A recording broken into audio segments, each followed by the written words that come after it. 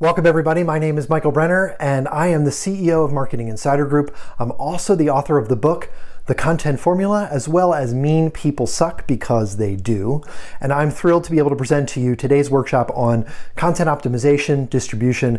We're going to talk about how to map content to the buyer journey and ultimately how to show return on investment to your stakeholders and executives. Now, why are we here? Well, this data, this chart, is one way to demonstrate the simple fact that companies that use content marketing strategically on their websites have 6 times higher conversions on their websites than companies that don't. Now, you're here because you already know that, but sometimes I think we need to use charts, simple charts like this, to help explain this to the executives that we are always trying to sell our programs to. Serious Decisions has been telling us for years that 60 to 70% of the content we create goes completely unused. And you may ask yourself, well, why do we do all this stuff, even though I think we all know it's not going to work? And the simple answer here, this is my most tweetable quote from the last couple of years, is that behind every single bad piece of content, there's an executive who asked for it. We'll call him Mr. Wrong, right? And it's not always a curmudgeonly white guy who's making us do things that we don't necessarily want to do. It's really anyone in an executive position who thinks that marketing is simply just people who create stuff. And we are much more strategic, much more valuable than people who just create stuff. We have to explain to executives who are not in marketing, maybe that marketing with content is not the same thing as content marketing. There are times when you have to create a brochure. There are product marketers who need to be able to explain the speeds and feeds, the techs and specs. But content marketing is not the same thing as marketing with content. Marketing with content generally is interruption based. We're trying to interrupt the daily lives of our target audience to help them understand and to see that we have something that can solve one of their problems. Content marketing, on the other hand, is attraction-based. We're trying to meet people where they are, help them understand that we know what challenges they have, and lead them down the path to earning the opportunity to interrupt them with our product content and our promotional messages. So there's a difference. Now, I've been using this Venn diagram for a long time to explain in really simple visual terms what content marketing is. On the left-hand side is all the stuff that we publish. It's, you could say, the natural instinct of our business to want to talk about who we are, what we sell, and why we're better. But on the right-hand side, it's the circle of things that your audience is actually interested in. It's not the stuff that we want to say, it's what they're interested in. And sometimes that looks like pictures of babies and kittens and puppies.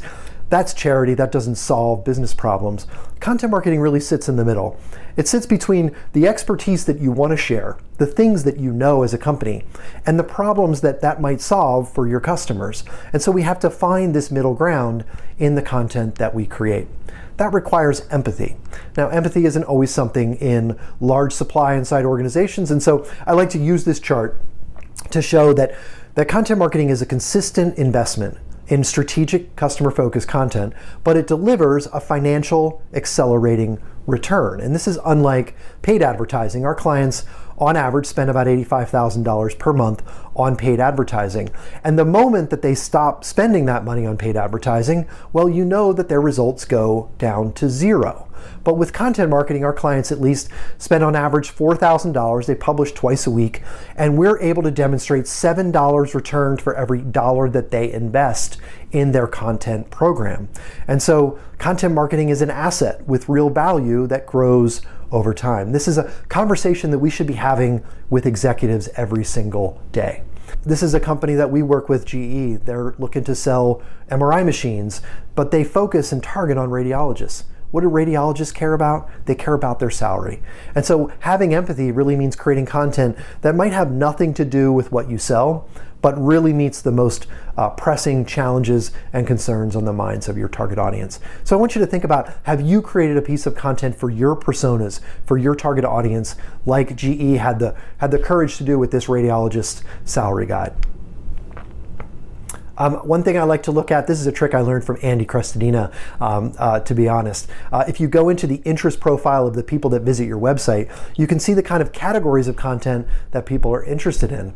I saw that television and media was something that most people were interested in that visit my website, and so the most popular television show at this time, this is a couple years ago, was Game of Thrones. So I created this article, 5 storytelling lessons from the Game of Thrones. Again, just using my own content, my own marketing on my very small company's website that produces all of these results to try to show you how to optimize and distribute the content for your company as well.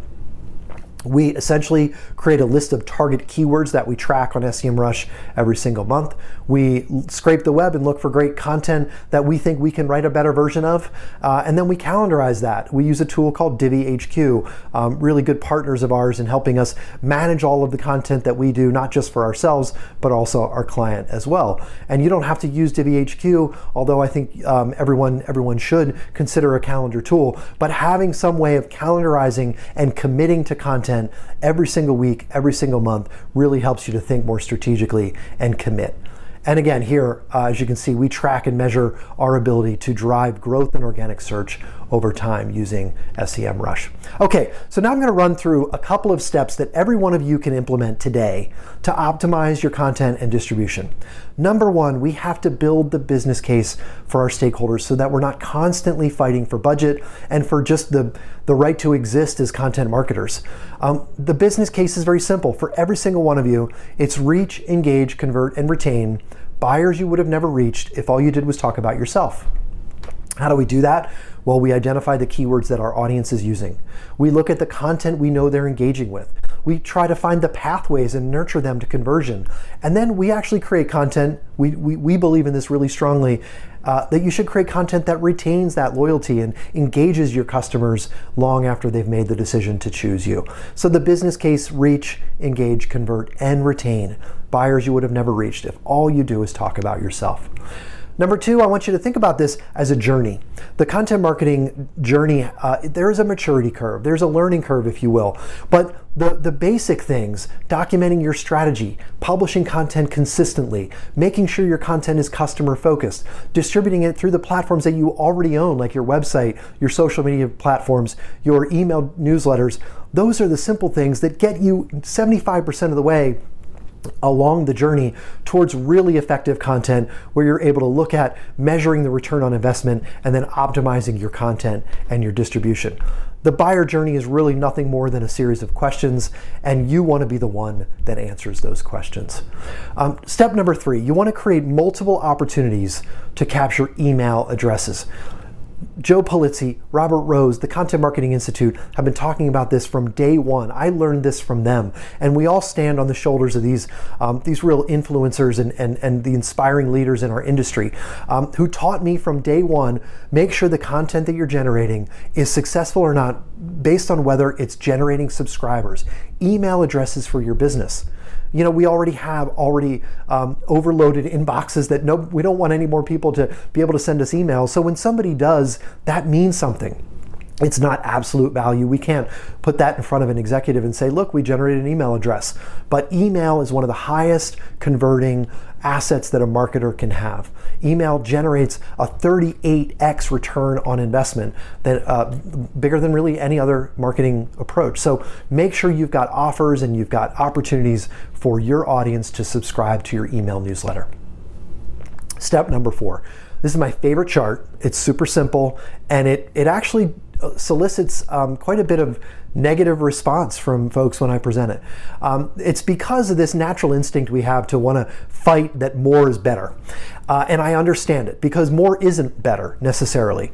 But the fact is, and the data here shows, that companies that publish more frequently, they're able to generate more traffic. They're able to generate more leads. They're able to generate more return on investment from their content activities. Now, I think there's more correlation here than causation. It's not doing more equals better results, but it's just the fact that those people who do more, they, I think, in general, care more about the content they're creating. They're committed to doing it. They're committed to making sure it has impact. And that creates a positive cycle, a positive feedback loop, if you will. So I'm not asking you to create more. I'm just asking you to pick a frequency and try to optimize your content as best you can, whether that's daily or weekly or twice weekly, which is what we generally do for our clients. You will be able to see that accelerated curve of an investment return from that consistent, committed effort to creating great content. All right, step number 5. I already talked about this. We need to map content to the buyer journey. Content marketing is just answering customer questions. And what's really interesting, if you look at the volume of search terms around any keyword, so if you're somebody that sells ball bearings, there are actually people out there that might be in the buyer's market at some point who really are trying to figure out what is a ball bearing and why would I need to buy one? And so maybe your company should answer that question. What is a ball bearing? Why should you buy one? How do you go about the process of evaluating ball bearing manufacturers? Where should you go for more information? You can talk about the largest players or the biggest influencers or the best industry conferences you might want to attend in the industrial manufacturing or ball bearing space. And then ultimately your website should answer how much it costs and how you can reach out to a salesperson. The interesting thing is there are 100 times more people searching for the what and the why questions for every one person that's ready to buy. There's 10 times more people looking to understand how to navigate the buyer journey in your solution category than for every one person that's ready to buy. Does your content map to the 10 and the 100x for the people that are ready to buy today? Most companies have it reversed. We spend 80, 90% of our effort, our time, our budget, and resources creating buyer-specific product promotional content. Okay, we can use tools like Answer the Public. This one is actually free. I'm sure all of you are familiar with this one. We work with a private equity company. They want to rank #1 for the term private equity, but they've never created any content that answers the questions that people ask around private equity. You can use Answer the Public to see all the who, what, when, where, why, and how questions that people ask. This is an editorial plan on a page in a visual mind map way. I think this is a great tool, especially for executives, to visually show them, how much of this conversation are you a part of? And maybe you should start to create a strategy, a budget, and a plan and resources to get there, to become a part and a bigger part and an authority in this conversation. That's really part of the goal. Next, we want to map content types in some ways to the buyer journey. We talked about answering the what and the why, the how, and obviously the who, where, and when, but we also want to think about different kinds of content types. Now, you could take from this that you should be creating all of these different things, but as I think our good friend Joe Polizzi loves to say, we don't want to spread our content assets too thin, right? If you look at some companies, they're creating podcasts and webinars and emails and blog posts, and they're doing infographics, and they're doing little visual icons that you can share, and they're doing quizzes, and they're doing top 10 posts, and they're doing events, and they're doing all of these different things. I agree with Joe. What we do at Marketing Insider Group is we focus on really thought leadership, educational articles, blog posts that you can then automatically and manually share across some of your social media platforms. You distribute that through a newsletter, and you nurture maybe through a webinar. Pick a few simple things at each of these different levels that map to the buyer journey. So it's not just answering the questions, but also using the various formats, but sticking to a few, being consistent, being committed to a few, and not spreading yourself too thin. If you do that, you can take people from the early stage of that buyer journey, engage them through the middle stages, get them through the process of buying, and ultimately, hopefully, earn the right to present product information and have them reach out to a salesperson. Interestingly, for companies that have multiple product lines, early stage content for one product line is appropriate for customers that you already have in another product line. So you can start to use that content to nurture and really deepen relationships with the customers that you already have. You don't want to say, thanks for buying this product, maybe you should buy this product too, but you might want to say, thanks for buying this product, but have you ever thought about this other challenge that we help to solve? So that's an appropriate way to think about mapping content to the buyer journey. Again, using different offers for deeper engagement. We use ebooks and white papers and webinar recordings to try to do that for our clients, and maybe it's something different for you. But again, thinking about what are valuable offers that can allow you to deepen that engagement. Okay, we're coming around to 7 out of the 10 that we have. We need to learn how to distribute to owned, earned, and paid channels. And maybe you've seen this graphic before. Rebecca Lieb is actually the one who first introduced me to the, some people call it PESO, which stands for paid, earned, owned, and I forget what the S is. I think it's shared. Shared media really is earned. If somebody shares something of yours on a social media platform, that's because you've written something that they found earns that share. So I don't really believe that shared belongs in this conversation. But we've always thought thought of marketing as really mostly paid.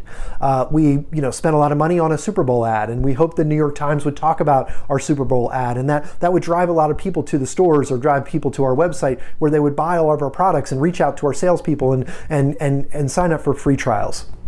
Well, the fact of the matter is that most of the engagement that marketing gets comes from owned channels. Content marketing, people that type your website directly into their search engines, or people that already know who you are and they want to register for your events. They come to your user conferences, they come to your thought leadership events, they come to your maybe your city road shows where your executives go out, and when we're doing that again, and meeting people in person.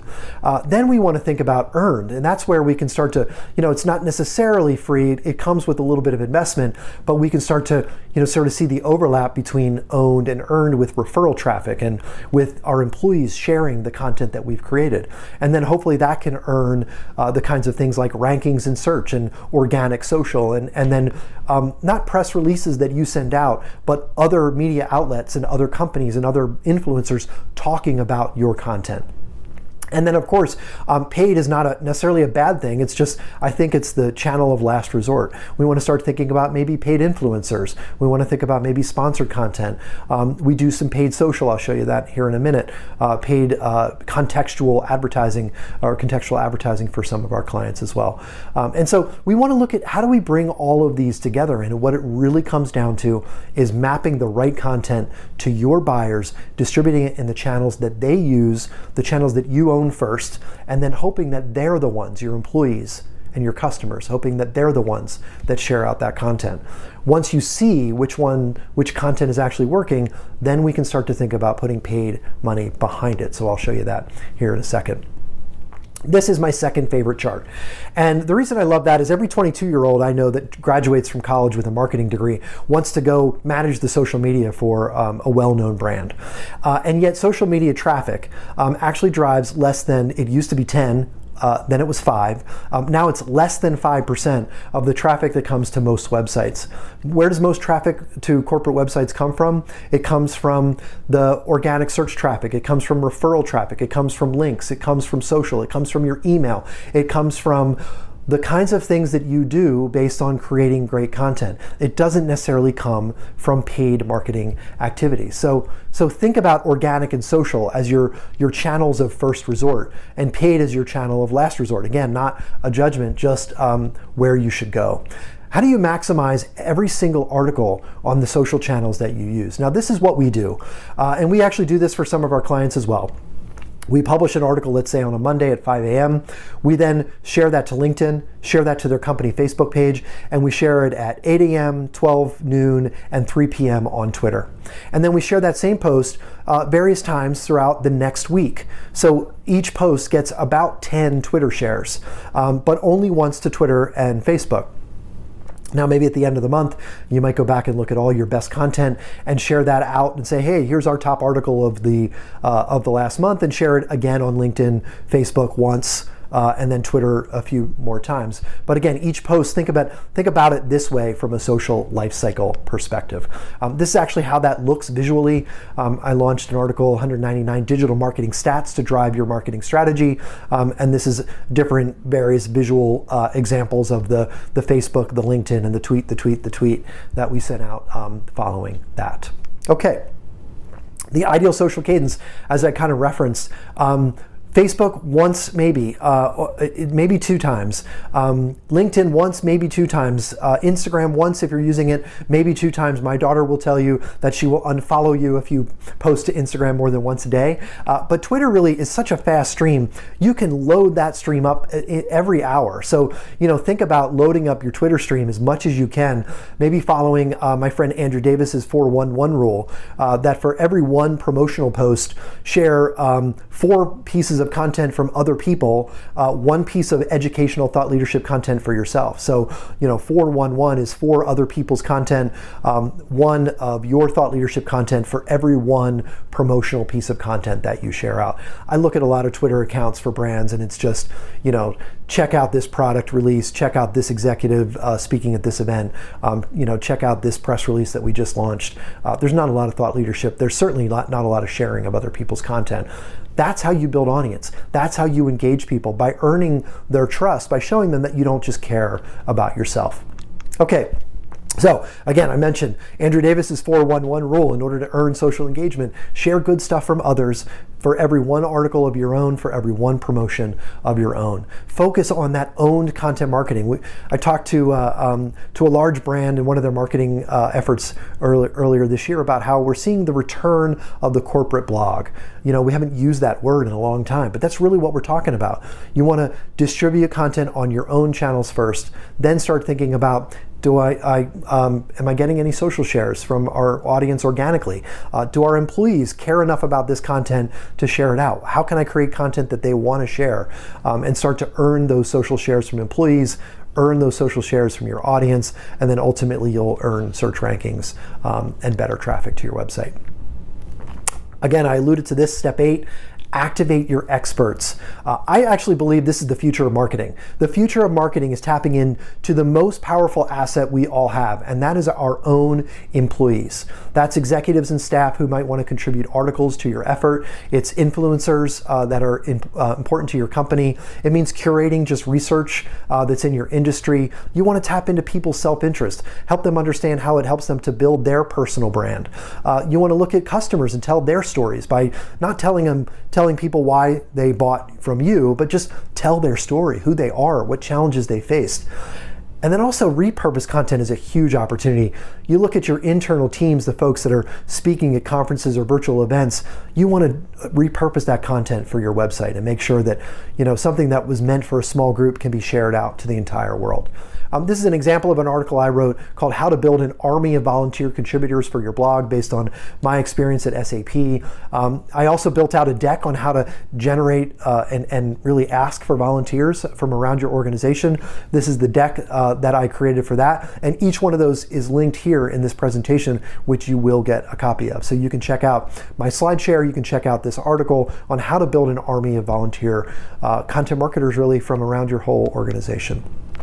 You don't even have to think. This is one of my favorite tricks, is just do a Google alert on an important keyword for your company.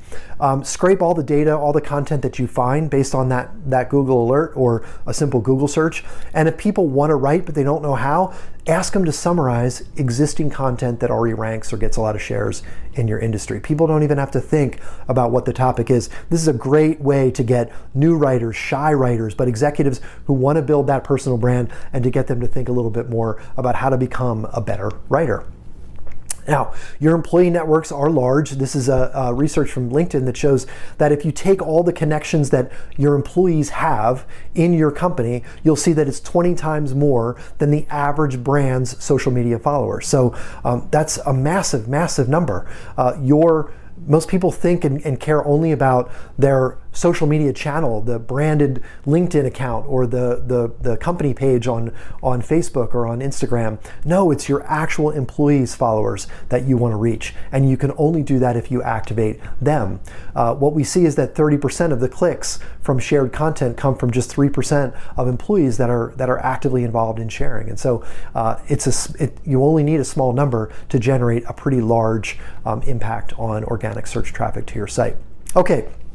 Coming down to the end, trying not to lose my voice, but number 9, and I know we talked about this whole session is on optimization and distribution. So I do want to talk about how do we optimize if you've got budget spent on paid. And so this is an example. It's a case study we did with LinkedIn about 6 years ago with a B2B technology company. We took $1,000 and we ran it into 2 sprints over a couple of different days. And what we found was we got a really low click-through rate, almost barely moved the needle. And then we said, let's take the same $1,000 with the same content, but spread it out, spend less each day, but spread it out over time. And we optimized it every other couple of days. And what we found was massive improvements in the click-through rate. The reason for that is that we actually optimized the post. We were always on. We were always continuously optimizing. And I'll give you the trick. So this is what we optimized. We started with the article and we launched it with a certain target audience with a specific image and a headline. And after a couple of days, we we just tested a different image and we picked the winner of that A/B test. And after a couple more days, we tested the headline of that ad. And after a few days, we picked the winner. And then we tweaked the filtering of the ad, the targeting itself on the LinkedIn platform. And we picked the winner. And after a few days, we tested the image, we tested the copy, and we tested the filters or the targeting, if you will, for a second time. So image, copy, and targeting or filters, test each of those elements twice, and you can see you can go from really an almost zero click-through rate to something that can be in the 2 to 3% or 2 to 3 higher 2% click-through rate, which is almost unseen in content promotion today. So always on optimization and picking the winners. This is true for both the content that you're promoting as well as the elements, these 3 elements of that content as you go. Do this and you will be significantly more effective than if you don't, or if you are just bursting out with different paid campaigns and programs. Now, again, I'm not affiliated with this company, Zemanta. They're owned by Outbrain. I've been working with Outbrain and Taboola for years. We use this platform. We've tested them all. I'll show you how we tested in a second. We use Zemanta, which does contextual targeting and advertising using an AI-driven personalization model. They're able to build a profile about you and what you do around the web. And so what they're able to understand is what your interests are and what kind of content you like to engage in. They have this strange graphic of a woman who opens her eyes on their homepage. It's a little bit freaky. But this is just an average of all the different clients who spend that we manage on this platform. We're promoting every single article that they publish. We give it 2 weeks, and after 2 weeks, we shut off the non-performers. So we're giving a boost to the budgets of the clients and the content that works. Our average CPC is 20 cents. That's 90% less than the industry average. Our click-through rate is 1.8%.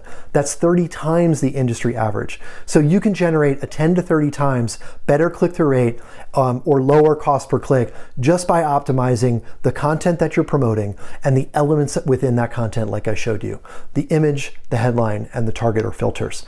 This is the way that we landed on why we use this one tool. We looked at various different ways to promote content, whether that's licensed content, Outbrain, sponsored tweets, Facebook boosts, LinkedIn sponsored updates. We looked at Facebook organic. We looked at companies like OneSpot, and obviously we looked at Zemanta. And then we looked at all the different, the budget we spent, the clicks we got, the visitors we were able to achieve, the subscribers from that, and ultimately the leads. And then what we did was we picked the winner based on who was able to generate the lowest cost per subscriber. And the reason we picked subscribers is because they came in pretty quickly. Leads often took 4 weeks, sometimes 6.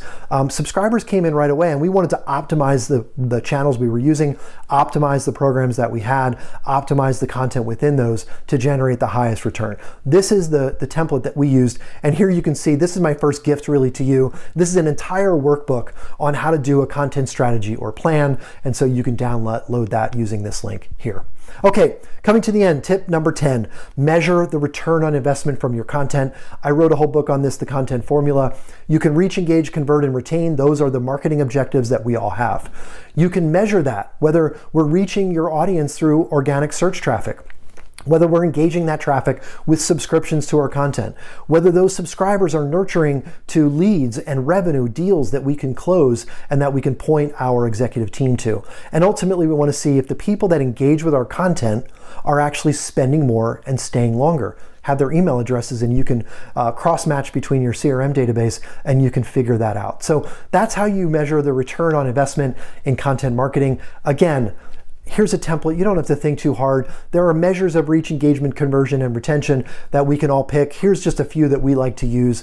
We look at the volume of articles that get published, the budget that's spent on promoting that content. We look at the traffic it delivers, the engagement it gets, the subscribers and conversions that they're able to generate. And we look at that over time. And what you see, an average 138% for our clients after 12 months, 138% year-over-year improvements in the traffic that they get, in the leads that they're able to generate, and a 7x return on investment. Okay, so I've been talking for a while, but here's my free gift. I've got I mentioned the content formula. I'm not here to promote the book. I want you to have a copy of this. So this is, you can download, it's a PDF. I'm not asking for your name.